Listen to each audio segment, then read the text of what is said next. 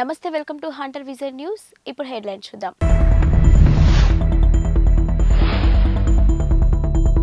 రాష్ట్రంలో జగనన్నను మళ్లీ సీఎం చేసుకునేందుకు ప్రజలు సిద్ధం.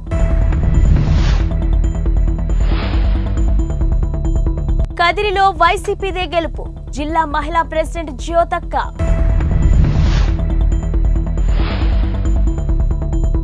8 మంది బీసీలను మంత్రులుగా చేసిన ఘనత చంద్రబాబుదే. ఇంటింటికి జగనన్న సీనన్న ఎన్నికల ప్రచారంలో భాగంగా బ్రహ్మరథం పట్టిన నియోజకవర్గ ప్రజలు.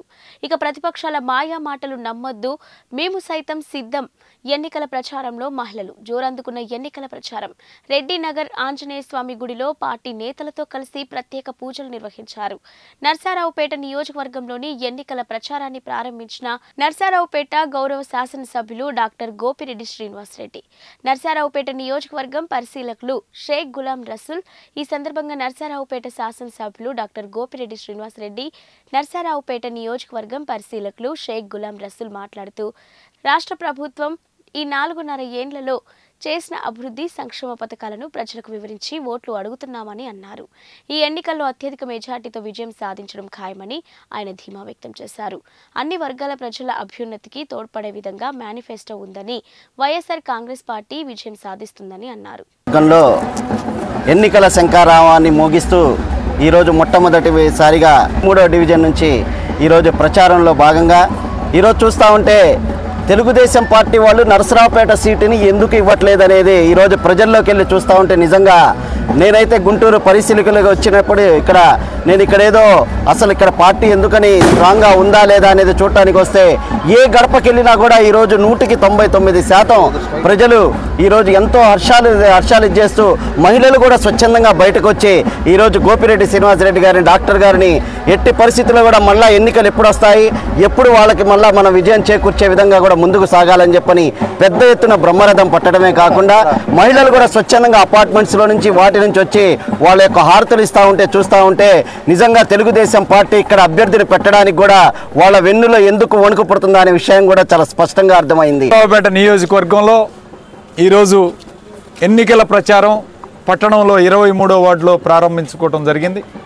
ఈ కార్యక్రమంలో భారీ సంఖ్యలో వైఎస్ఆర్ కాంగ్రెస్ పార్టీ నాయకులు, కార్యకర్తలు, ప్రజాప్రతినిధులు, అట్లానే మా పరిశీలకులు రసూల్ గారు, అట్లానే ఎక్స్ కౌన్సిలర్ కోటిరెడ్డి గారి ఆధ్వర్యంలో ఈరోజు ఈ కార్యక్రమం బ్రహ్మాండంగా జరగటం చాలా సంతోషంగా ఉంది.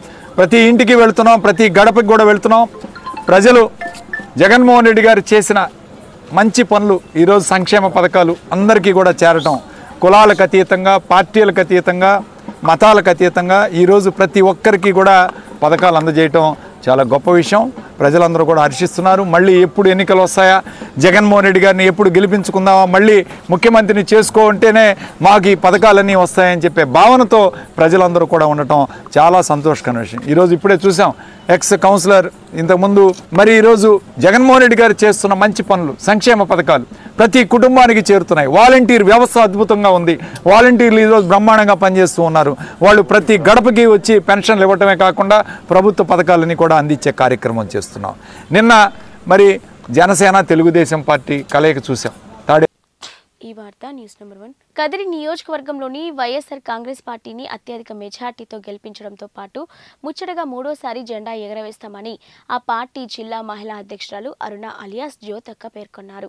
కదిరి వైఎస్ఆర్ కాంగ్రెస్ పార్టీ ఎమ్మెల్యే అభ్యర్థి బిఎస్ మక్బూల్ను మర్యాదపూర్వకంగా కలిశారు. కదిరి మున్సిపల్ పరిధిలోని కస్తూర్భాయ్ వీధికి చెందిన 30 కుటుంబాలు వైఎస్ఆర్ కాంగ్రెస్ పార్టీలో చేరగా వారిని జ్యోతక్క, బిఎస్ మక్బూల్ కండువా కప్పి పార్టీలోకి ఆహ్వానించారు.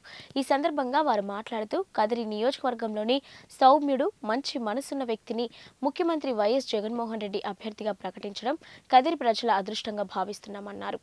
మక్బూల్ లాంటి వ్యక్తి అసెంబ్లీలో అడుగు పెడితే సామాన్యులకి ఎల్లవేళలా అండగా నిలబడతానన్నారు.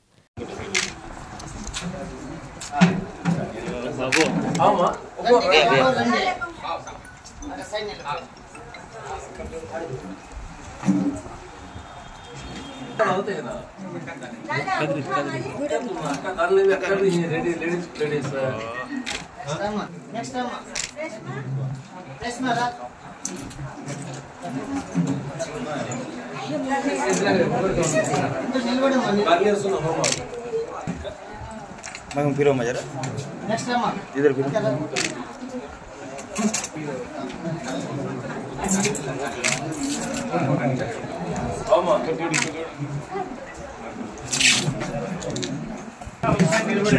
इधर देखो माँ, इधर देखो।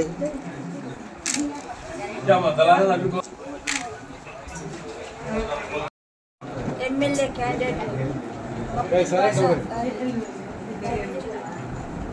వైఎస్ఆర్ పార్టీ తరఫున ఆయనను కదిరి నియోజకవర్గంలో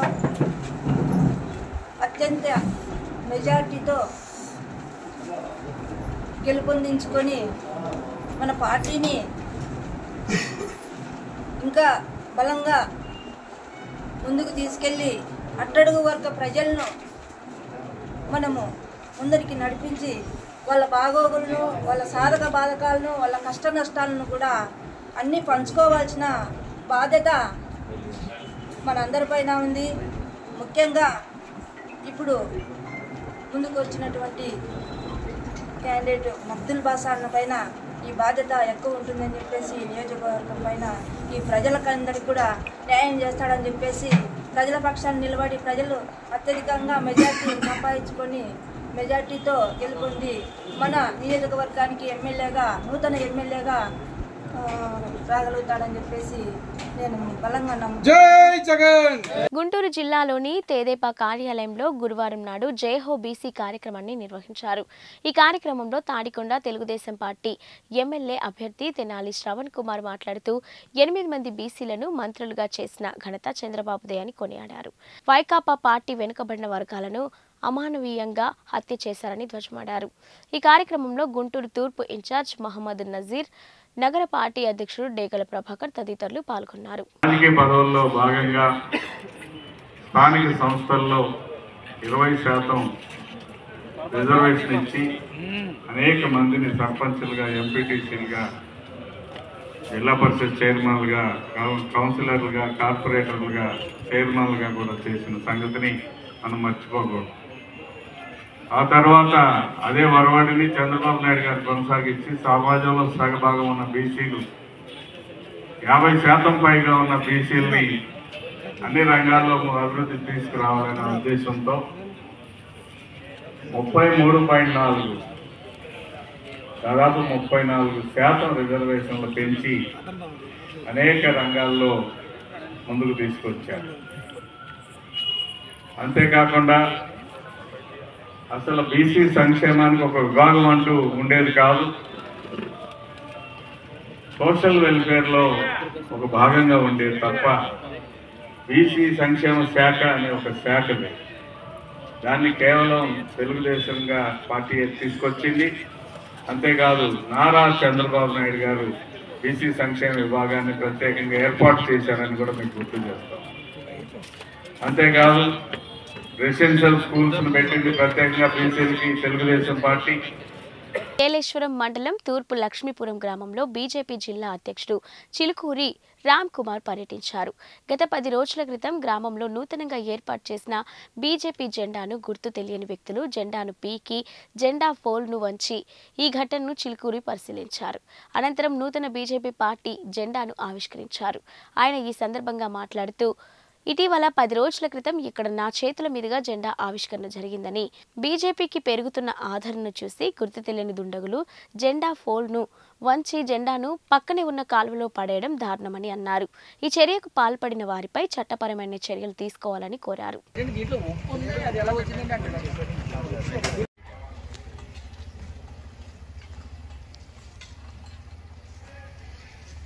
जय बीजेपी, जय बीजेपी, भारत माता की, भारत माता की, भारत माता की, जय चिलकुरे, जय चिलकुरे, जय चिलकुरे, जय चिलकुरे, जय चिलकुरे, जय चिलकुरे, जय बीजेपी, जय बीजेपी, जय बीजेपी, जय बीजेपी, भारत.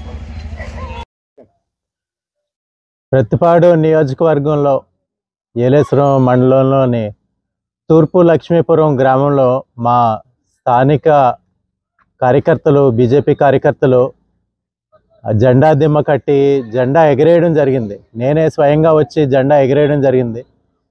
దాన్ని ఇక్కడ సంఘ వ్యతిరేక శక్తులు జెండాని లాగేసి ఆ దిమ్మని కూడా డిస్టర్బ్ చేసి పాడు చేయడం జరిగింది. ఆధారాలు లేవు కనుక మేము ఏ పార్టీ వారు చేశారని ఆరోపణ చేయట్లేదు, కానీ ఈ ప్రభుత్వం యొక్క వైఫల్యం కూడా కనిపిస్తూ ఉంది. మేము పోలీస్ స్టేషన్లో కంప్లైంట్ ఇచ్చాము, కానిస్టేబుల్ గారిని పంపడం జరిగింది, వారు ఇన్వెస్టిగేట్ చేస్తారు. ఇంతకుముందు కూడా పరిమితడక గ్రామంలో, దగ్గరలో ఉన్న పరిమితడక గ్రామంలో కూడా మేము కట్టిన జెండా దిమ్మకి ఈ వైసీపీ వాళ్ళు జెండా కూడా కట్టడం జరిగింది. అది మా స్థానిక కార్యకర్తలు గమనించి వెంటనే ఆ జెండాని తొలగించేయడం జరిగింది. మరి దానికి ప్రతిచర్యగా ఇది చేశారా లేదా వేరే వ్యక్తులు వేరే పార్టీ వాళ్ళు చేశారా అని పోలీసు డిపార్ట్మెంట్ వాళ్ళు ఇన్వెస్టిగేట్ చేసి తేల్చాల్సిన అవసరం ఉంది. భారతీయ జనతా పార్టీ ప్రతిపాడు నియోజకవర్గంలో రోజు రోజుకి బలోపేతం అవుతూ ఉంది. వికసిత్ భారత్ యాత్రలో భాగంగా కేంద్ర ప్రభుత్వ పథకాలు ఏవైతే ఉన్నాయో అవన్నీ కూడా ఇక్కడ ప్రజలకి ఊరూరా వివరించడం జరిగింది. మంచి అవగాహన కల్పించడం జరిగింది. కేంద్రం ఇచ్చే నిధులు ఏ స్కీమ్కైనా కానీ 60-90% వరకు కేంద్ర ప్రభుత్వ నిధులే ఈ పథకాల్లో. కానీ నియోజకవర్గం రౌతులపూడి మండలంలో ప్రత్తిపాడు నియోజకవర్గ ఇన్ఛార్జ్ వరపుల సుబ్బారావు గారు మరియు కాకినాడ పార్లమెంట్ అభ్యర్థి శ్రీ చలమల శెట్టి సునీల్ గారు రౌతులపూడి గ్రామంలో గడప గడపకు మన ప్రభుత్వం కార్యక్రమంలో భాగంగా ఇంటింటికి పర్యటించి వచ్చే ఎన్నికల్లో ఫ్యాన్ గుర్తుపై ఓటు వేయవలసిందిగా అభ్యర్థిస్తూ గ్రామమంతా కలియ తిరిగి ఉన్నారు. ఏ విధికి వెళ్లినా సునీల్ గారికి జేజేలు పలుకుతూ ఎంతో ఆప్యాయంగా ప్రజలందరూ పలకరిస్తూ భారీ ఎత్తున మహిళలు హారతులిచ్చి ఆశీర్వదించారు. ఇక ఈ కార్యక్రమంలో రాష్ట్ర యువ నాయకులు వాసిరెడ్డి జమీల్ మరియు వాసిరెడ్డి భాస్కర్ బాబు తదితరులు పాల్గొన్నారు.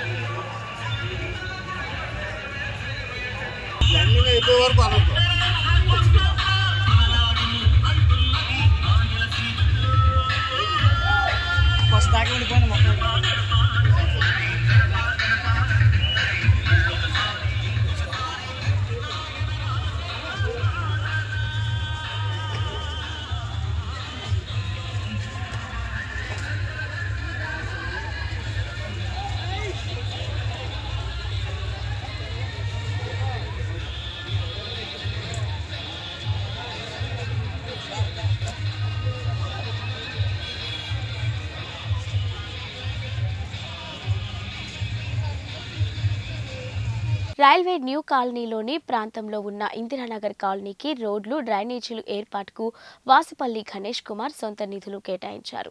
ప్రజా దర్బార్లో అక్కడి స్థానికులు పలుమార్లు అందించిన వినతి మేరకు ఈ అభివృద్ధి పనులకు శ్రీకారం చుట్టడం జరిగిందని ఎమ్మెల్యే వాసుపల్లి గణేష్ కుమార్ వెల్లడించారు.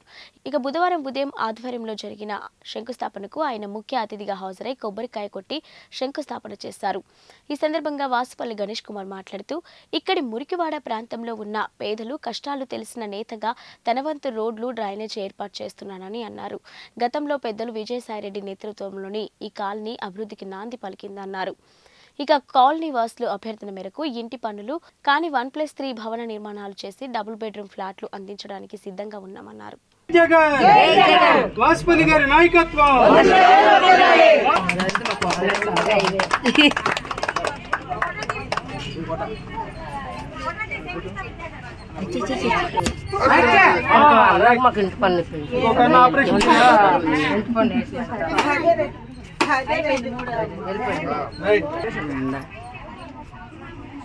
బయట తీసుకున్న వాయిస్ ఇక్కడ తీసుకుంటా ఫోటో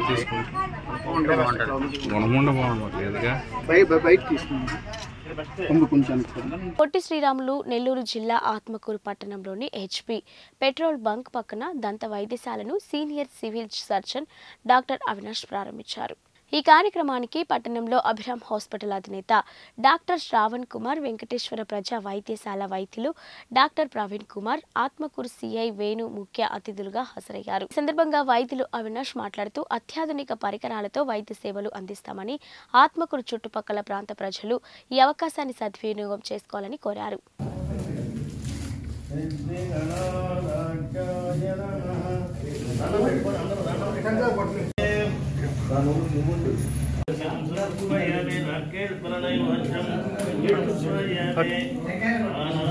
ఓకే సార్.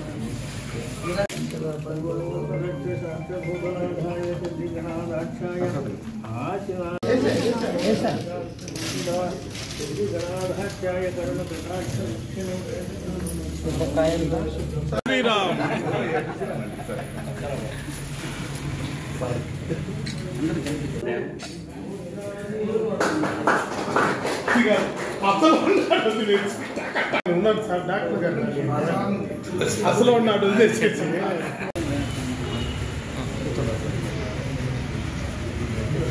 ఇప్పుడు డెలివరీ సార్ మీరు చాలా పొడవు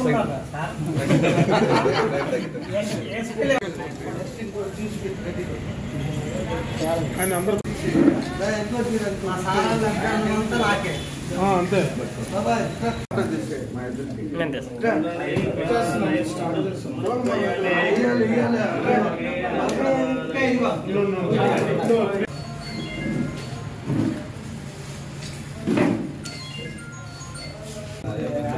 నెల్లూరు జిల్లా అనంతసాగరం మండలం ఉప్పలపాడు గ్రామంలోని రాష్ట్ర వ్యవసాయ శాఖ మంత్రి కాకాని గోవర్ధన్ రెడ్డి, స్థానిక ఎమ్మెల్యే మేకపాటి విక్రమ్ రెడ్డి పర్యటించారు.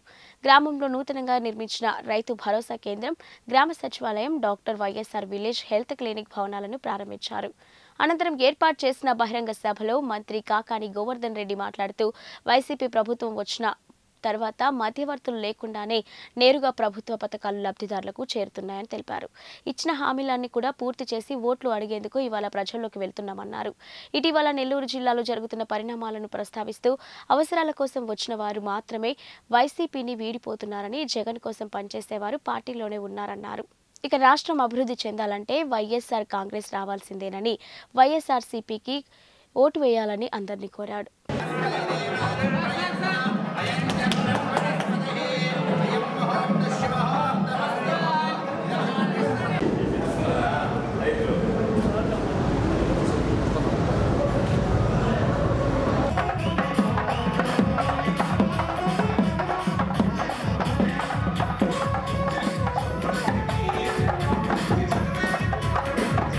అందరూ చూసుకున్నారు, ప్రైవేట్ హాస్పిటల్ ఒక టెస్ట్ చేయాలన్నా కానీ ఒక 5,000 నుంచి 10,000 రూపాయలు అవుతాయి.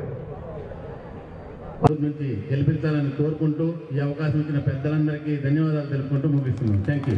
వైఎస్ఆర్ కాంగ్రెస్ పార్టీ ప్రభుత్వం ఏర్పడిన తర్వాత, జగన్మోహన్ రెడ్డి గారు ముఖ్యమంత్రి అయిన తర్వాత అన్ని వర్గాలకు సంబంధించి అభివృద్ధి సంక్షేమ కార్యక్రమాలు అందుతున్నాయి. మధ్యలో ఎవరి ప్రమేయం లేకుండా నేరుగా డీబీటీ పద్ధతిలో డైరెక్ట్ బెనిఫిట్ ట్రాన్స్ఫర్ ద్వారా ఈరోజు ప్రజలందరూ కూడా లబ్ధి పొందేటువంటి పరిస్థితి. పెన్షన్లు ఇస్తున్నాం, అమ్మఒడి లాంటి కార్యక్రమాలు అమ్ముతున్నాయి, విద్యా దీవెన, వసతి దీవెన, రజకులు, నాయబ్రాహ్మణులు, టైలర్లకు సంబంధించినటువంటి జగనన్న చేదోడు, వైఎస్ఆర్ రైతు భరోసా, నేతన్న నేస్తాం, కాపు నేస్తాం, అదేవిధంగా అనేక రకాలైనటువంటి కార్యక్రమాలు, మత్స్యకార భరోసా, అనేక రకాలైనటువంటి కార్యక్రమాలకి ఈ ప్రభుత్వం రూపకల్పన చేసి ఇప్పుడు అన్నీ పూర్తి చేసి ఈరోజు ఓట్లు అడిగేటువంటి పరిస్థితి.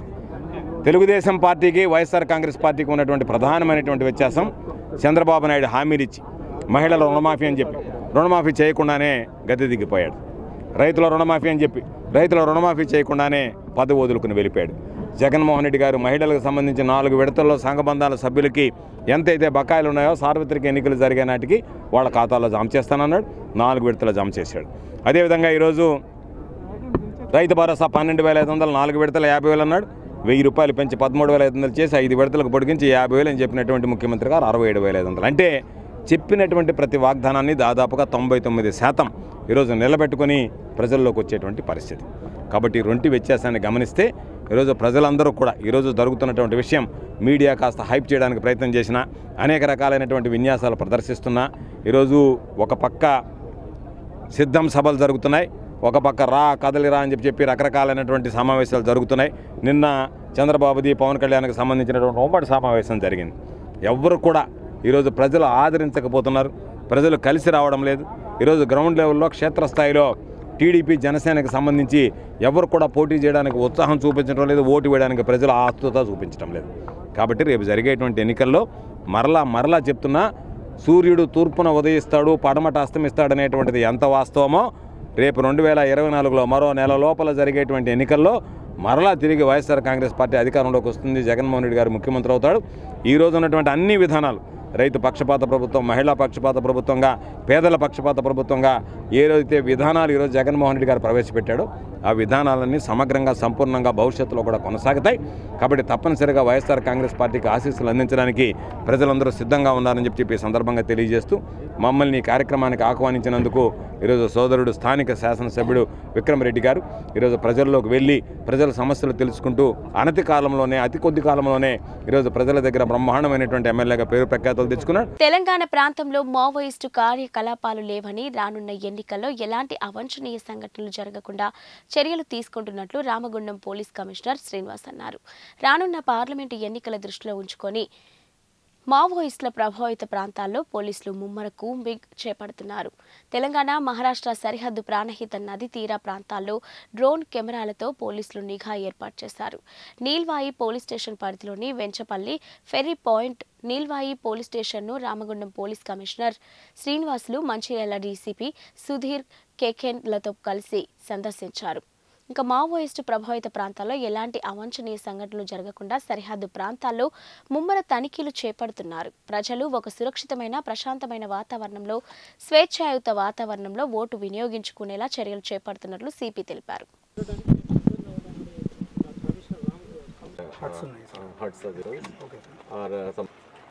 ఏరియా ఇప్పుడు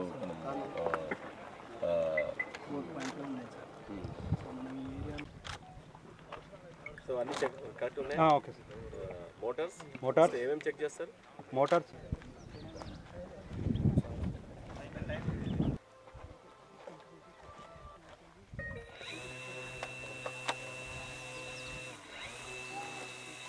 ఆటోలు ఇస్తారు.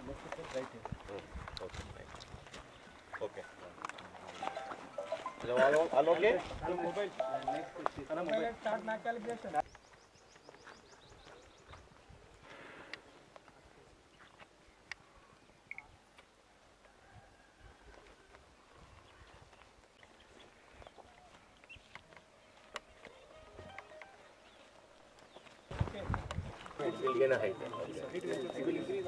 సపోజ్ ఇది ఇలా ఈ వాటర్ ఉంది కదా, సపోజ్ ఇఫ్ ఎనీ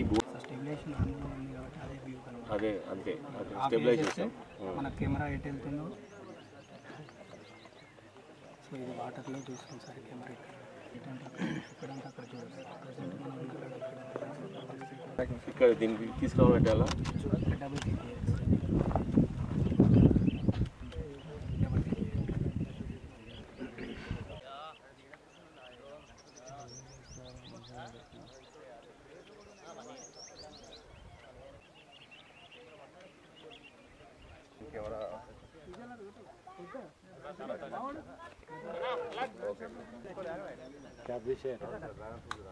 ట్యాప్ ఉండద్దా అని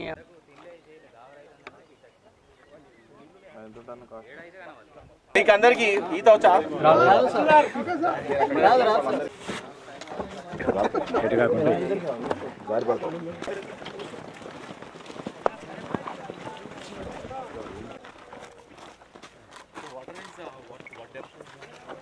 కూర్చుంటే చక్కగా కూర్చుంటే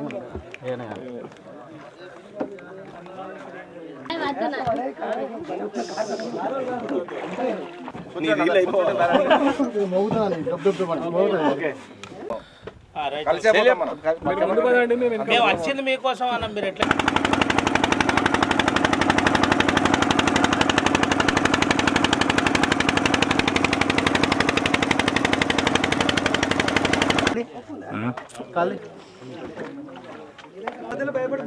ఎంసీసీ కోర్ట్ స్టార్ట్ అవబోతుంది. దీంట్లో మనకు లోక్సభ ఎలక్షన్స్ రాబోతున్నాయి. లోక్సభ ఎలక్షన్స్ అక్రాస్ ఇండియా జరుగుతున్నాయి కాబట్టి మనకు ఏ అవాంఛనీయ సంఘటనలు జరగకుండా మనకి ఇక్కడ ఈ border police stations Neelwai and Kotpalli area, మా ఏరియా మనకు కవర్ అవుతుంది కమిషనరేట్లో. ఈ రామగుండం కమిషనరేట్లో ఏ బార్డర్ మొత్తం ఈ ప్రాణహిత బార్డర్ ఉందో ఆ బార్డర్ ఏరియాలో మనకు అదర్ సైడ్ మనకు మహారాష్ట్ర సిరోంచా డిస్టిక్ ఉంది. దాని తర్వాత ఇది ఇంతకుముందు బాగా అఫెక్టెడ్ ఏరియా ట్రాక్ రికార్డు ఉంది.